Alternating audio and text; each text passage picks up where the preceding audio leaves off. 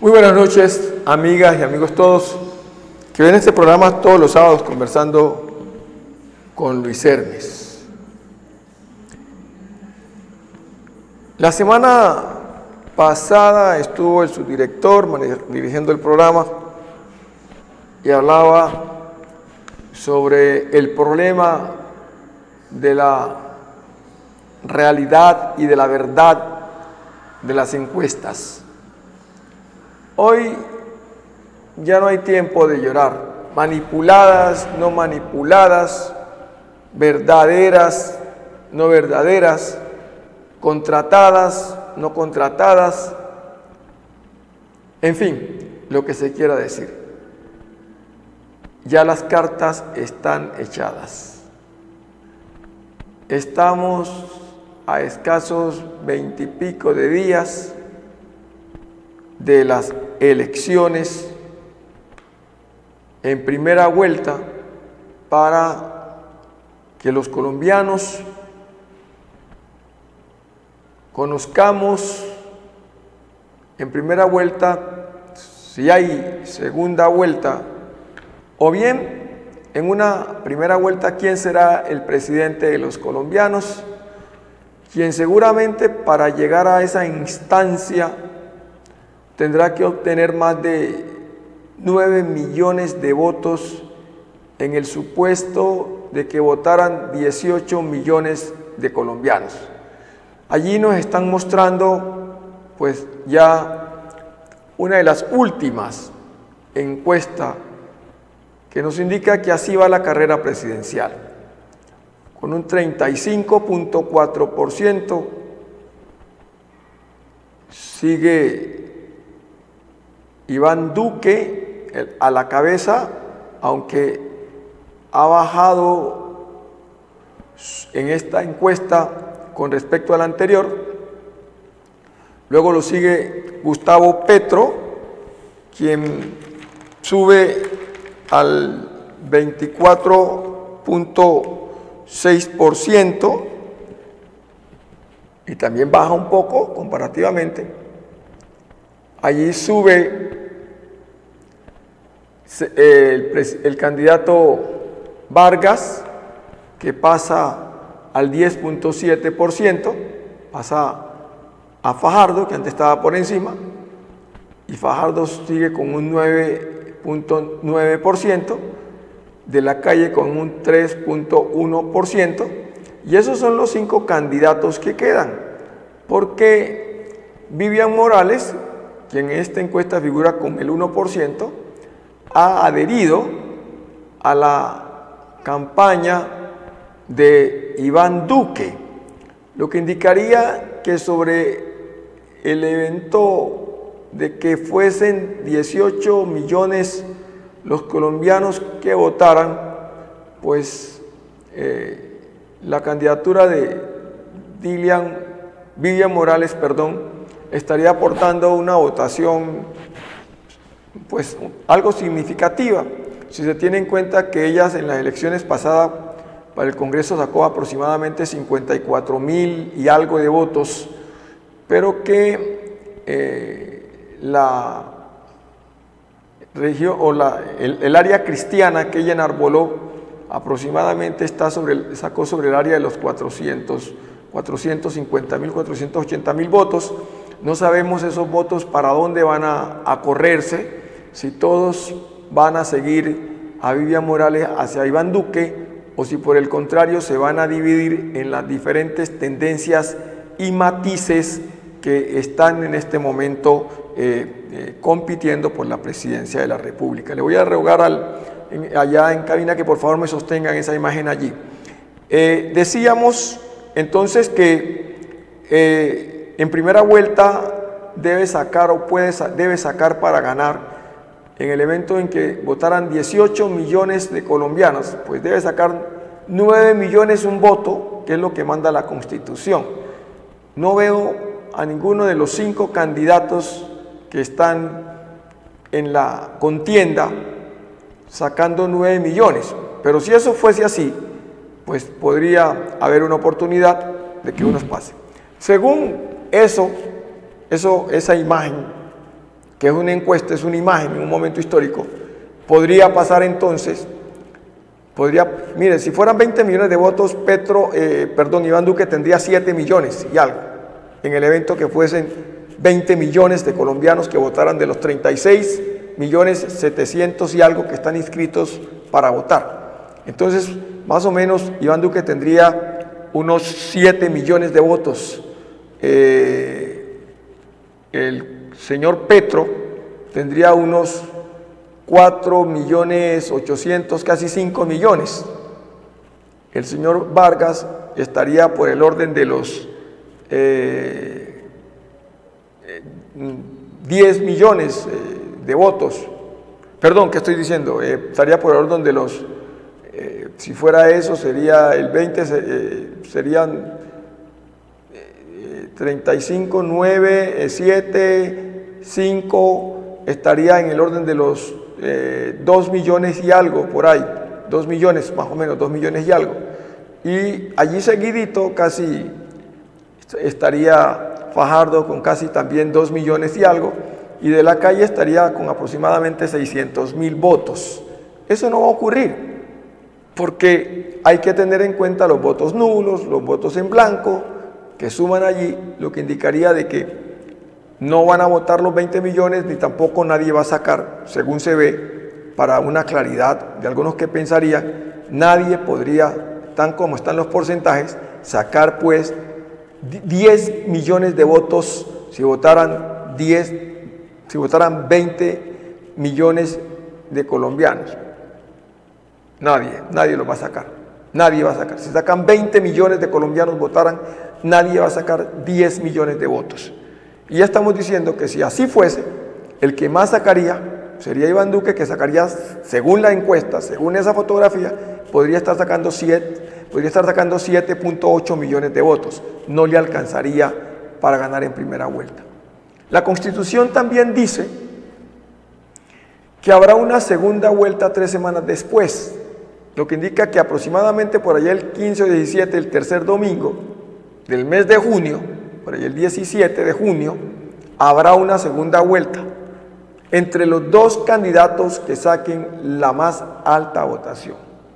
Si esa fotografía, esa o cualquier otra, más moderna que esta, más recién tomada que esta, se mantuviese, pero estamos haciendo el trabajo en esta, que es una de las últimas, por no decir la última, si esta fotografía se mantuviese, indicaría que a la segunda vuelta, y vamos a dar 4 escenarios, a la segunda vuelta podrían ir o Iván Duque, que estaría en todas las vueltas, y Petro, o Iván Duque y Germán Vargas, o Iván Duque y Sergio Fajardo. Eso es lo que se mediría en estas condiciones. Si la segunda vuelta se definiese, y es una paradoja, entre la derecha de Duque y la izquierda de Petro, podría existir en el análisis de que ganase Iván Duque, tal como las encuestas han mostrado. Pero para nadie es un secreto que Petro arrebata en 3 instancias políticas que hay que medirlas. Primero hay que decir que Petro es un fenómeno porque es la primera vez que la ultra izquierda o la izquierda es capaz de estar definiendo una propuesta presidencial.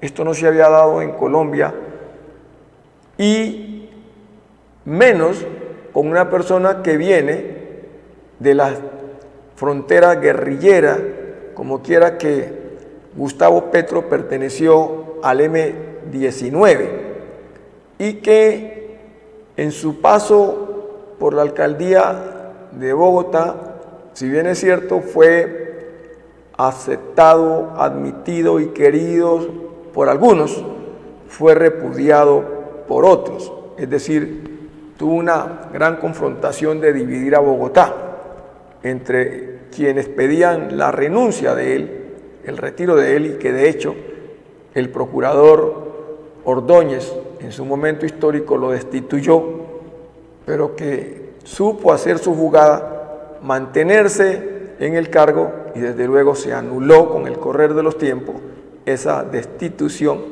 que le había hecho el señor procurador Ordóñez.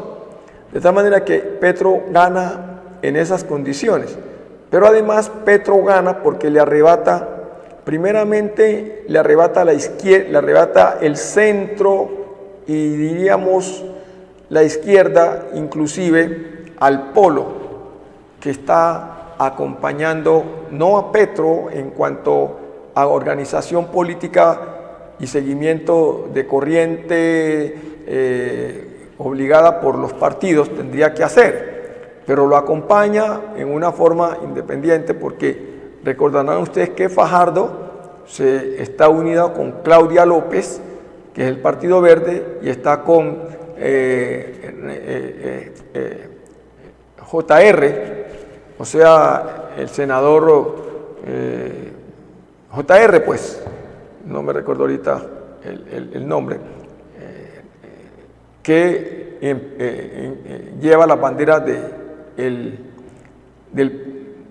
Partido Polo Democrático, Robledo, Jorge Robledo, exactamente, lleva la bandera del Polo Democrático. Entonces, sin embargo, Petro ha podido arrebatarle a la gente, los del pueblo, y esa gente está con Petro, por un lado allí. Porque además, al haberse terminado lo correspondiente a la búsqueda de la lucha que se enarbolaba con la FARC, hoy la gente ya piensa de una manera diferente y lo que busca es cómo luchar por la corrupción. Y a Petro se lo conoció como un hombre luchador en el Congreso contra la corrupción. Eso le da un hándicap y un reconocimiento desde esas banderas, desde esas orillas. Por otro lado, pues sin duda alguna ha enarbolado también la bandera, se ha corrido hacia el centro y ha enarbolado un poco la bandera de algunos liberales que están prácticamente queriendo acompañar a Petro, cosa que si el Partido Liberal tiene candidato, lo ideal sería que los liberales acompañemos a nuestro candidato liberal hasta saber cuál es la votación que él va a obtener, aunque como estoy diciendo, y lo reconozco como liberal, apenas marca el 3%. Petro ha sabido ganarse la bandera de la corrupción, que debió habérsela ganado el centro con Fajardo y con De la Calle, y se ha ganado también la bandera de la antipolítica, que lo pone en una situación que también debiera ser para Fajardo, y no lo es. Por otro lado, también tenemos que decir que Petro se ha ganado la orilla de los jóvenes y de los educadores y de mucha gente trabajadora. Entonces, por eso no sabemos qué pasaría en una confrontación entre Iván Duque, que tiene la gran maquinaria y que desde luego también cuenta con los industriales, los comerciantes, los empresarios, y Petro. Petro no tiene una estructura congresional fuerte, que sí la tiene Iván Duque. Iván Duque tiene el Partido Centro Democrático, tiene la mitad del Partido Conservador, tiene la mitad del partido, y están pidiendo ya que los dejen en libertad, el partido de la U, y sin duda alguno tienen los cristianos, porque Vivian Morales pues acaba también de adherir a su campaña. Me imagino que también está John Milton, que forma parte de otra estructura del partido de los cristianos. Entonces tiene una estructura política que no tiene Petro. Es decir, que ahí esa confrontación está entre una expectativa que no sabemos qué pueda pasar, y por eso, quien lo creyera, tanto Fajardo como Vargas Lleras y el mismo Duque no les gustaría encontrarse ninguno de ellos tres. A ellos les gustaría encontrarse todos con Petro para poder entrar a una contienda que ya hemos dicho que podría ser Iván Duque, que estaría en todas, versus Petro. Y entonces esa confrontación tendría estas connotaciones que no sabemos de qué manera van a votar en la segunda vuelta, específicamente estas líneas que no son políticas, que no tienen maquinaria y que muchos de ellos nunca han votado. ¿Cómo podrían acompañar a Petro? Y cómo la maquinaria alineada con los comerciantes, con los industriales, en fin, con toda esta estructura macroeconómica de la nación, podrían acompañar a Iván Duque. Eso es importante e interesante para mirar qué es lo que va a pasar. Lo segundo es que la confrontación sea entre Iván Duque y Germán Vargas Lleras. Esa confrontación entre Iván Duque y Germán Vargas Lleras sería una pelea interesante, porque ya sabemos que la mitad del Partido Conservador se corrió para donde Iván Duque, pero la otra mitad se corrió para Germán Vargas. El partido de la U todo tenía que estar con Germán Vargas, según las decisiones que como partido tomaron. Pero en este momento hay un gran número de esa bancada que está pidiendo pista y están pidiendo permiso a su presidente del partido para ellos poder votar libremente por quien quiera. Y en consecuencia hay una claridad en esto de que por lo menos la mitad del partido de la U no estará con Germán Vargas, sino que estaría con Iván Duque y la otra mitad estaría allí. ¿Qué pasaría con la gente de Fajardo? ¿Para dónde se iría? ¿Qué pasaría con el Partido Liberal en el evento de que sea una confrontación entre Duque y Germán Vargas? ¿Para dónde se iría el Partido Liberal? ¿Para dónde correría Opción Ciudadana, por ejemplo? Partidos pequeños. Opción Ciudadana ya no está. El MIRA, perdón. ¿Para dónde correría? ¿Para dónde correría? No sabemos para dónde va a correr. Entonces, todo esto también entraña una incógnita de lucha entre estas dos.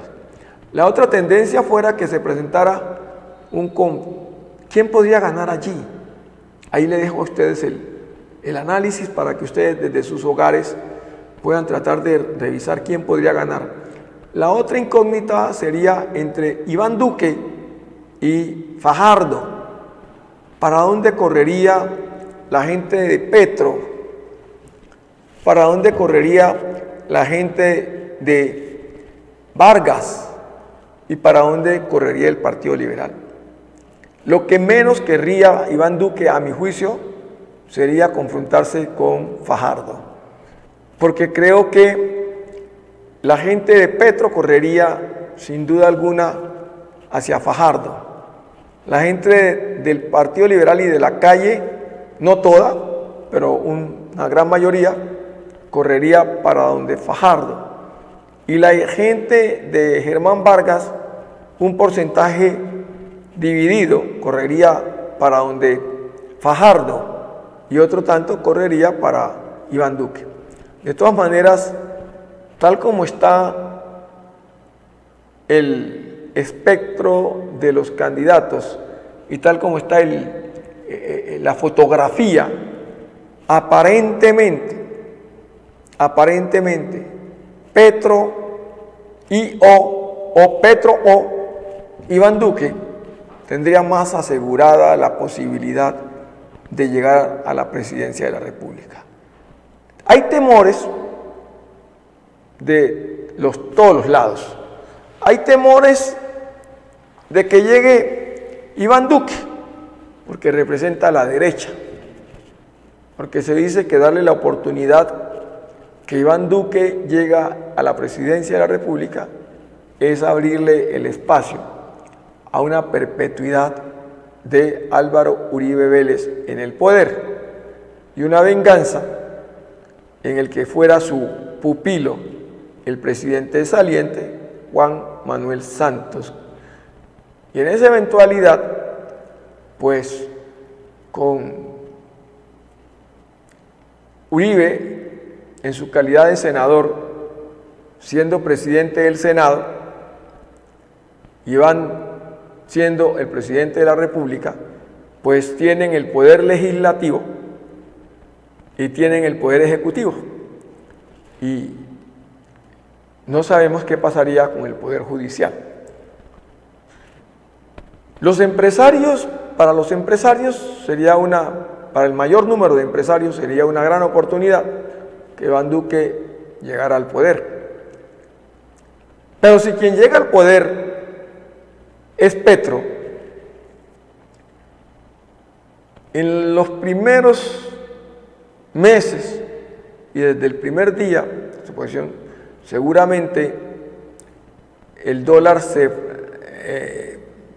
fortalece, la moneda cae, muchos inversionistas se pondrían en stand-by por no saber cuál sería, no tener claridad sobre la política de Petro, en cuanto a que Petro quiere cifrar su economía no en la extracción de los recursos naturales, llámese petróleo, llámese carbón, llámese oro y demás minerales que Colombia tiene, en los que en estos productos cifra gran parte de su economía, de su caja y el ingreso para que el país pueda crecer y funcionar. Petro, en lugar de una industria extractiva, habla más bien de que hay que darle un paso a la agricultura. Y en este sentido, pues habla de que hay que pensar en productos como el aguacate, las frutas, las flores y todos los demás productos que se puedan sacar del campo para poder dinamizar la economía. Inclusive, pues obviamente habla de una energía diferente al petróleo, utilizar la energía solar, la eólica y todo lo que se pudiera para poder hacer una compensación en este sentido. El país no creo que podría resistir, por lo menos en principio, y yo no lo creo así, aunque la postura es buena, hay que meterle a la economía, pero yo no creo que tengamos en principio y en el corto plazo la posibilidad de poder cifrar la economía en la extracción de productos agrícolas. Nosotros no tenemos vías terciarias, nosotros no tenemos vías secundarias, nosotros no tenemos la forma como sacar estos productos. ¿Y cuántos años nos demoraríamos? Se le iría todo el periodo a Petro tratando de estructurar carreteras y aparte de eso, volverle al campesino a entregar la tierra, empezar a comprar la tierra ociosa que él dice que hay que comprarla y hacer una verdadera reforma agraria. Se le iría todo el tiempo y mientras tanto nuestra economía, en lugar de crecer, pienso, se iría al traste. Yo creo que, si bien es cierto, hay que pensar en que en esa dirección debemos caminar, ese caminar debe ser paralelo con los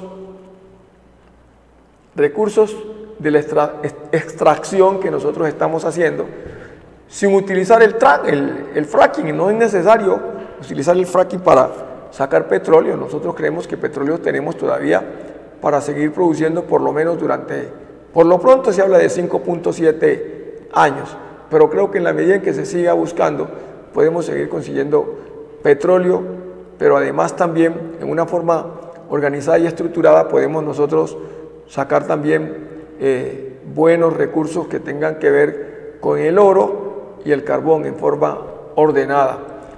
De tal manera de que no se puede basar la economía por lo pronto en la agricultura única y exclusivamente. Hay que ir más allá.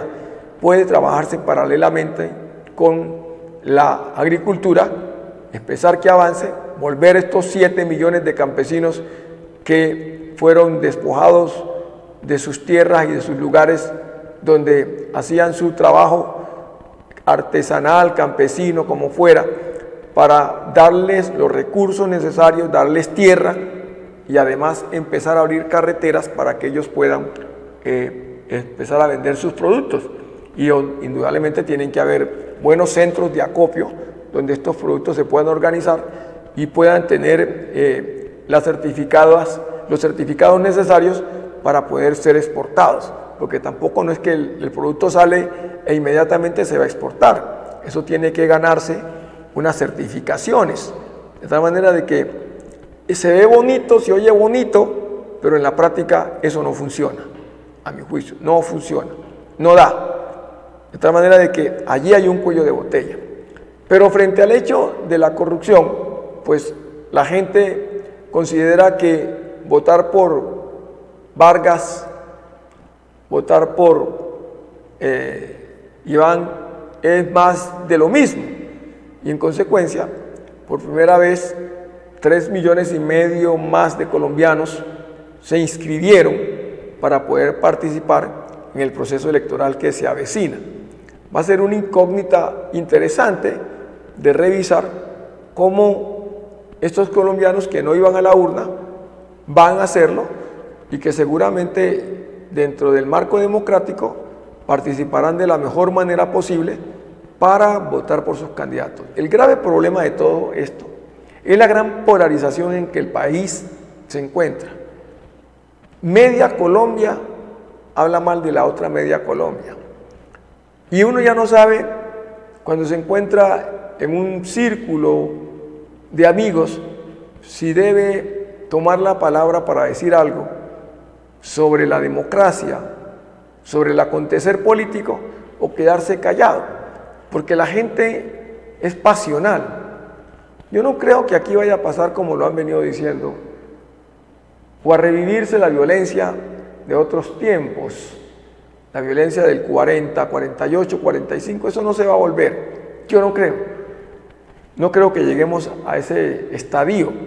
Pero sin duda alguna, esta postura de radicalización que se dio a partir del sí y del no, yo no creo que sea bueno para nuestro país. Y desafortunadamente, el centro, por ser tan tibio, perdió un espacio interesante.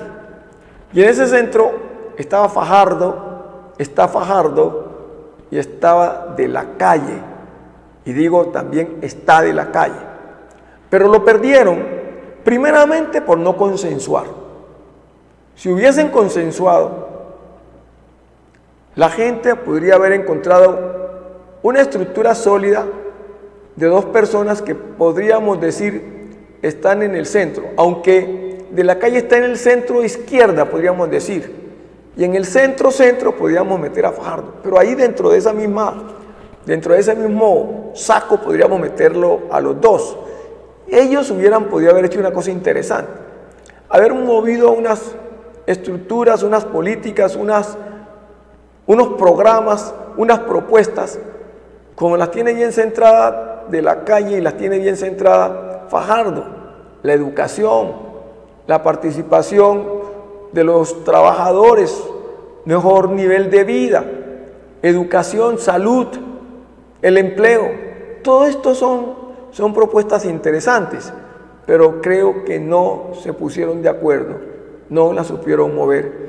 Y el centro es muy delicado, porque es una postura tibia, y cuando la postura tibia no tiene unas líneas bien definidas, pues pierde su razón de ser. A la gente le gusta o que sea caliente o que sea frío, pero no tibio. Y si es tibio, tiene que tener una línea que lo soporte y que le dé la fuerza de decir: estamos identificados porque estas banderas están claras. Y mientras esas banderas no estén claras, pues obviamente no se pueden definir las cosas. Si bien es cierto, la terminación del pleito con la guerrilla sirvió para que yo diría, la gente se olvidara del proceso de la guerra cuando eso está vivo todavía. Allí hay una serie de grupos políticos, el ELN, el EPL, ¿quién lo creyera? El Ejército Popular de Liberación todavía, en el Catatumbo, existe todavía. Rescoldos, y una organización que hace mucho tiempo entregó las armas, pero ahí están, un rescoldo, y da dolores de cabeza. ¿Cómo puede ser posible que en estos días, el año, la semana pasada nomás, estos señores cerraron todo el Catatumbo? No es fácil. Terminar una guerra hay que luchar demasiado. Y los del ELN, este gobierno no va a poder dejar arreglado esa situación. Con una vergüenza infinita por lo que está pasando en el sur del continente, en nuestro país, perdón. El gobierno echó a la comisión, prácticamente la sacó del Ecuador. Y hay que buscar otro sitio donde se pueda reunir la comisión para saber si siguen conversando. Cosa que veo difícil que este gobierno lo pueda resolver. Además, la disidencia del grupo de la FARC, son varios grupos disidentes, no van a dejar tranquilo ni a este gobierno que ya termina, ni al próximo, al que va a empezar. Allí hay que hacer un trabajo muy grande para ver si nuevamente se acondiciona la paz. No va a ser fácil, no lo veo fácil, pero la gente se estaba quedando tranquila porque entendió que ya la guerrilla no está. Se olvidaron de todo el dolor, la lágrima y todo lo que ha sufrido el pueblo colombiano, y nos hemos dedicado a otra cosa. Hoy por hoy la FARC no es lo más importante, máximo si se tiene en cuenta que puede desbaratarse los acuerdos de La Habana por lo que está pasando con Santrich, con lo que está pasando con Iván Márquez y con lo que puede pasar con otros miembros de esta organización que aparentemente se dice aparentemente, no hay claridad en esto, pero se dice que figuran en algunos listados porque después de haber firmado los acuerdos de La Habana han seguido delinquiendo. Esto pues no deja de ser muy complicado para el proceso de paz, muy complicado para el proceso electoral que confrontaremos o que llevaremos a cabo en las próximas semanas. Tendríamos que decir, además, ¿qué le espera a este gobierno? ¿Qué le espera a este gobierno? El presidente Santos, con el sol a sus espaldas, no fue capaz de estructurar su grupo político, fue incapaz, fue inferior, y le demostró el hoy senador Uribe que, a pesar de todas las indicaciones que pueden tener contra él, tiene un efecto teflón, y que sin duda alguna en una pelea o una confrontación entre el mandatario en el poder, que completa 8 años, y el mandatario que está por fuera del poder, que también estuvo 8 años, le ganó la pelea. Demostró que él era mucho más fuerte, y que mientras que ellos en conjunto organizaron el partido de la U, que U era para significar Uribe, él fue capaz de salirse, estructurar un nuevo partido y desde afuera ganarle al que tenía o al que tiene el poder en la mano.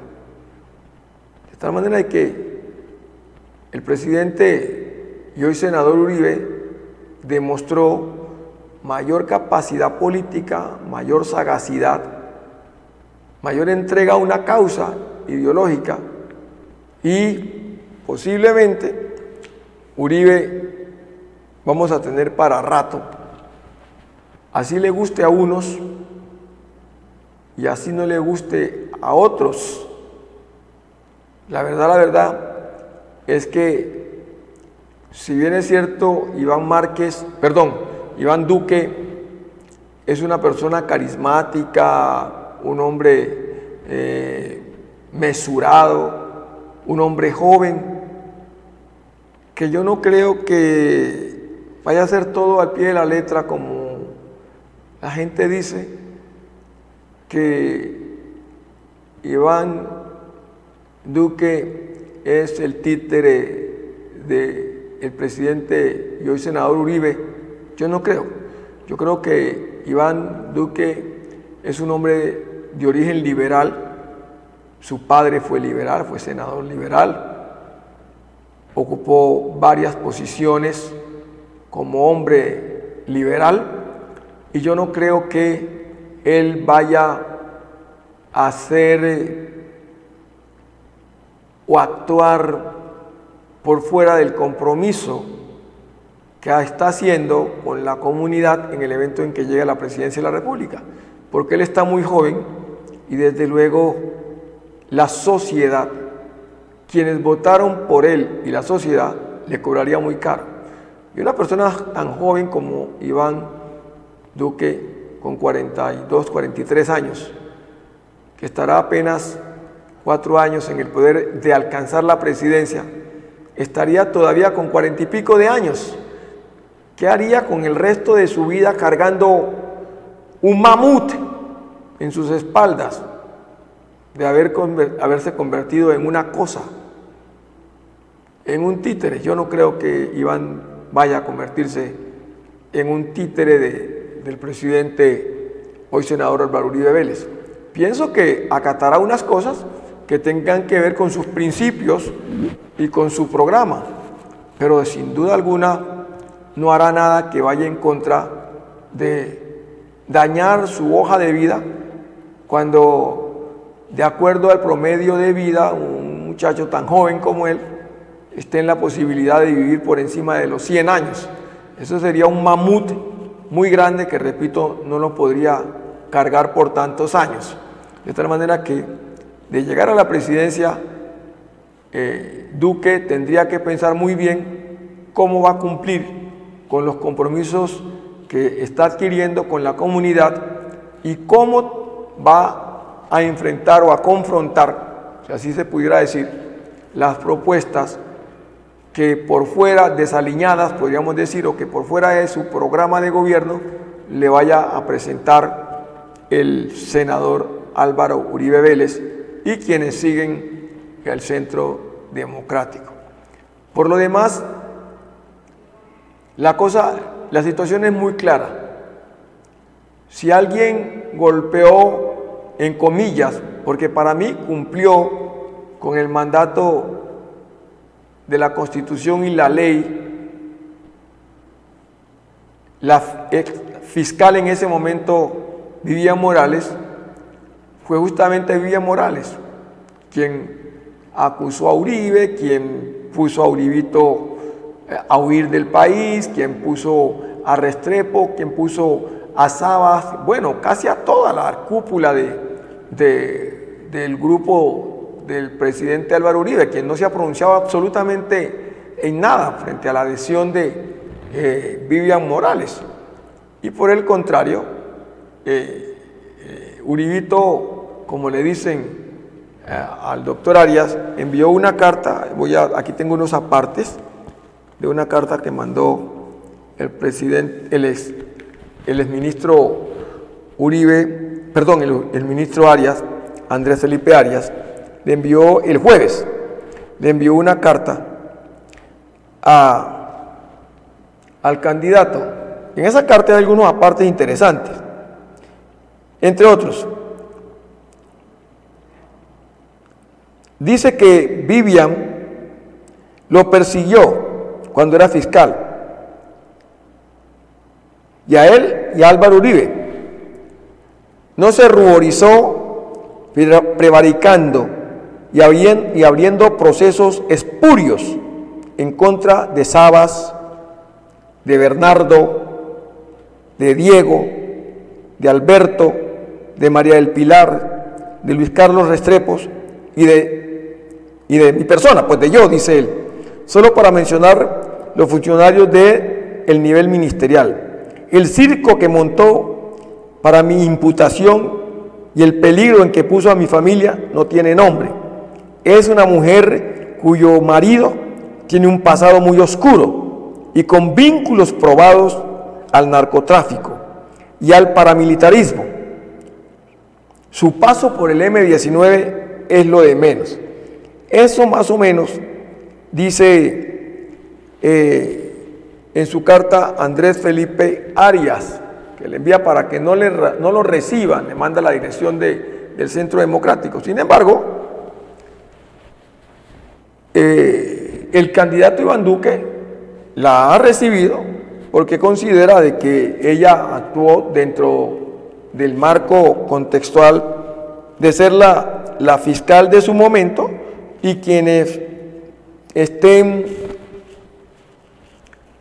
sometidos al imperio de la ley pues tienen que cumplirlo, si es posible, inclusive pues con un gobierno diferente que en comillas les pueda brindar mejores garantías. Inclusive así lo han expresado algunos miembros del mismo Partido Centro Democrático. Para algunos eso significa pues que como que el partido no tuviera ni escrúpulo y recibe a una persona que según ellos le ha hecho mucho daño.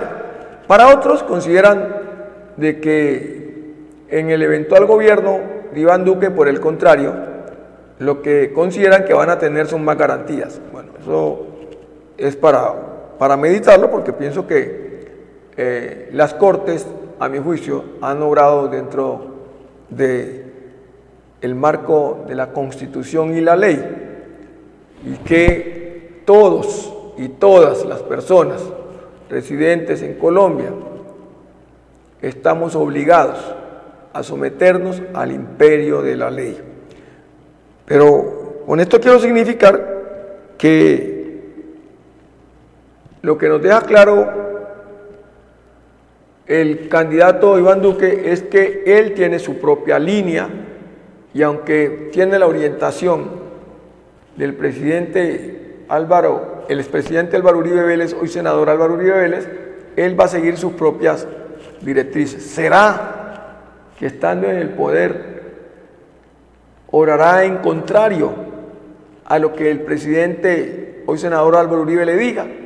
¿O por el contrario, se encasillará, o siguiendo eso, se encasillará allí y no marcará una diferencia? ¿O por el contrario, sí marcará una diferencia en el entendido de que él tiene las riendas y él es el jefe de una nación a la que le debe todo, a los que votaron por él o a los que voten por él y a los que no voten por él, pero que de todas maneras representan y están en esta nación, y a los que viven en esta nación y a los extranjeros que se han nacionalizado y que pueden participar en los procesos. Es función del presidente de la República y de las autoridades legalmente constituidas defender la vida, honra, bienes de los colombianos. Máximo, cuando Colombia se constituye en una nación con un Estado, como un Estado de Derecho bien constituido, república autónoma, independiente, donde se valora mucho en razón de ser de los derechos humanos. De tal manera que yo no creo pues que yo no veo a Iván Duque siguiendo o recibiendo las órdenes estrictamente y cumpliéndolas el presidente Álvaro Uribe Vélez. Quiero decirles que yo voy a votar en la primera vuelta por mi candidato, por el candidato del Partido Liberal, que se llama Humberto de la Calle Lombán, porque a mi juicio, es la mejor opción que hay en el mercado. Desdibujada, desde luego, por querer desdibujar los acuerdos de La Habana, que tanto bien le han hecho a este país. Hoy somos un país más tranquilo. Hoy uno puede andar con mayor tranquilidad por las carreteras de Colombia. Hoy uno puede ir a un campo. Los que tienen su casa de campo en los campos de Colombia y participar un poco con la familia. Antes era más complicado. Claro, en el Catatumbo, en Tumaco, en la costa pacífica, total, desde el Chocó hasta Tumaco, no es tan fácil, es muy complejo, pero hoy se puede andar por las carreteras con menos susto que antes. Hay que combatir, claro, el robo callejero, el robo de celular. Hay que tener unas medidas jurídicas más fuertes, porque hoy se cogen a los bandidos que le roban a uno el celular, la platica, lo que sea, y les dan la casa por cárcel. Es decir, le dicen, siga robando, siga matando, aquí no va a pasar nada. Aquí tenemos que tener una mano fuerte, una mano dura, para castigar estos delitos que nos vienen haciendo tanto daño y que desde luego nos convierten en un país supremamente inseguro. Eso es parte de lo que tiene que hacer este gobierno, cualquiera que sea quien llegue al gobierno. Hay que hacer, unos dicen que para qué más cárceles, yo sí creo que hay que hacer más cárceles. Yo creo que hay que castigar más fuerte. Yo creo que hay que aplicar la ley como debe ser. Al que se le castigue porque robó, porque mató, no se le debe dar casa por cárcel. No hay derecho. Tiene que ir. Estos de cuello blanco también, que se roban la plata de los colombianos, tienen que ir a la cárcel y pagar cárcel. ¿Cómo que le dan la casa por cárcel?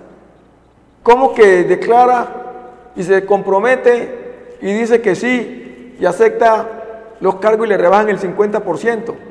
Entonces, desde ya la misma ley está convirtiendo en bandido y en cómo focalizar lo que va a pagar de cárcel, porque los bandidos aprenden mucho derecho, cuánto van a pagar de cárcel y cómo deben salir. ¿Y cómo es posible que la gran mayoría de estas personas les den casa por cárcel, sabiendo que salen a delinquir, muertos de la risa? Eso no lo podemos hacer. Este gobierno, quien sea, tiene que llegar a poner mano dura para que la seguridad en nuestro país mejore. Pero desde luego, tiene que pensar seriamente en el trabajo. ¿Cómo generar más empleo para la gente? Un pueblo que puede llevarle el sustento a su familia es un pueblo más seguro. Un pueblo que estudia, que los jóvenes no están en la delincuencia porque terminan el bachillerato, especialmente los jóvenes de los estratos 1, 2 y 3, y pongo también otro estrato, el 0. Y estos muchachos terminan el bachillerato y no pueden ingresar a las universidades. Entonces, si un muchacho que ya ha hecho bachillerato, pues no quiere ir a ser carguero, lo que quiere es estar estudiando, y encuentra que los compañeritos de la cuadra hacen una vuelta y se ponen zapatillas finas, hacen otra vuelta y se ponen ropa fina, hacen otra vuelta y andan con las mejores muchachas del barrio, hacen otra vuelta y van a comer a los mejores sitios y hacen otra vuelta y tienen carros, entonces, o tienen moto, entonces ellos dicen, no, pues ya lo que toca es meterse a esto, toca es meterse a esto.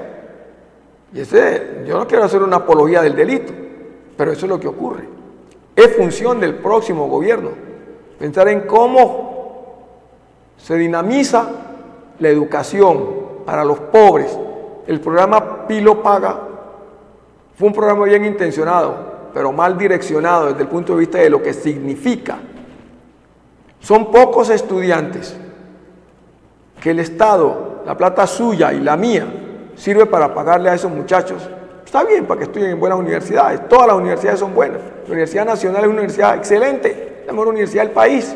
La Universidad del Valle es una universidad excelente, la mejor universidad del suroccidente colombiano. La Universidad de Antioquia es una universidad excelente. Las universidades oficiales son buenas universidades. ¿Por qué no dar esa plata de Pilo Paga a las universidades y ampliar más el marco de los cupos universitarios? Porque los pobres no pueden competir con el ICFES y en consecuencia los hijos de los pobres no pueden ingresar a las universidades públicas, sino los hijos de los ricos o del estrato 4 y 5, la clase media alta, son los que pueden ingresar porque van a los mejores colegios y en consecuencia tienen unos mejores IFES. Esos muchachos pueden ingresar a la universidad, pero el que viene de estudiar en Agua Blanca, en estrato 0, en estrato 1, con hambre, con necesidades, con la falta del libro, con la falta de la investigación, con la falta del computador para hacer las tareas, pues no puede hacerlo, con la falta de un profesor para que cuando está abajo en las materias le pueda ayudar, porque no tiene cómo pagar el papá, si no tiene cómo llenar la nevera, mucho menos va a tener para darle de comer. En consecuencia, no puede ponerse a competir ese muchacho con una misma prueba, con unas mismas pruebas para que ingrese a la universidad en las mismas condiciones. Pues no lo va a lograr. Y en consecuencia, las universidades que son del Estado, que debieran ser para los pobres, las utilizan la clase de los más ricos.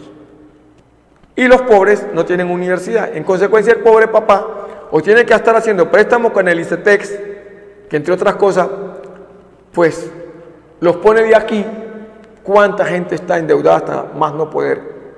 Porque no han podido pagar el ICETEX. Y porque el muchacho muchas veces, por necesidad, hace el primer, segundo semestre y luego no tiene cómo seguir y se retira. Y entonces el ICETEX le cobra como un banco y le cobra una multa y le cobra de todo.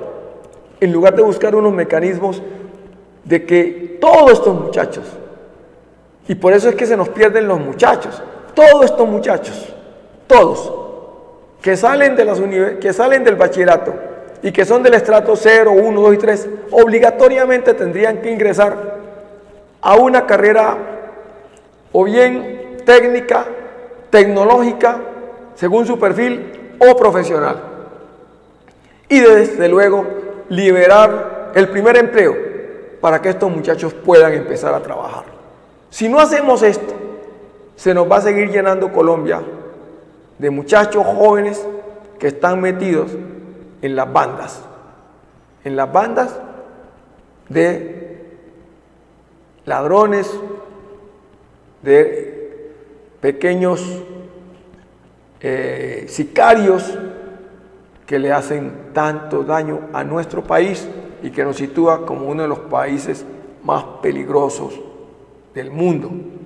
El gobierno tiene que pensar, repito, que por ejemplo la plata del programa Ser Pilo Paga debe entregarse a las universidades con la obligatoriedad de que se abra espacio para que los pobres estudien. Si es posible, que se abra para ellos un curso especial de la universidad, un pre-universitario, para poderlos nivelar, para que después de que hagan ese curso obligatorio, ese preuniversitario obligatorio, ingresen a la carrera. Después de que haya un psicólogo, un profesor con la posibilidad de poderlos orientar, un orientador que los oriente cuál es la carrera más conveniente que ese muchacho puede realizar. Eso es función del próximo presidente de los colombianos. Llámese Iván Duque, llámese Germán Vargas, llámese Gustavo Petro, llámese Sergio Fajardo o llámese Humberto de la Calle. Hemos llegado al final de nuestro programa y amigo, señor padre de familia, señora madre de familia, si usted no sabe dónde está su hijo, dónde se encuentra, cuáles son sus amigos, empiece a preocuparse. Porque por no saber dónde están nuestros hijos se nos está perdiendo esta juventud. Señor padre de familia, señora madre de familia, señores padres de familia, en este momento, a esta hora, usted sabe dónde se encuentra su hijo, su hija, sus hijos, empiece a preocuparse. Muy buenas noches y hasta el próximo sábado.